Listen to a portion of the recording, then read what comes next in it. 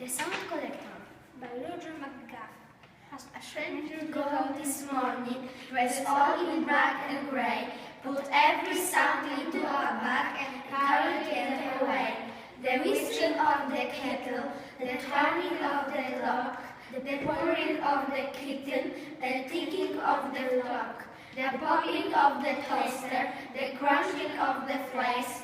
When you spread the marmalade, the scraping noise it makes, the hissing of the frying pan, the ticking of the grill, the bubbling of the bathtub as it starts to fill, the drumming of the raindrops on the window pane, when you screw the wash up, the gargle of the drain, the crying of the baby, the squeaking of the chair, the swishing of the curtain, the creaking of the stair.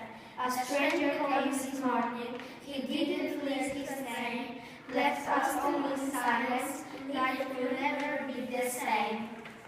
Well done.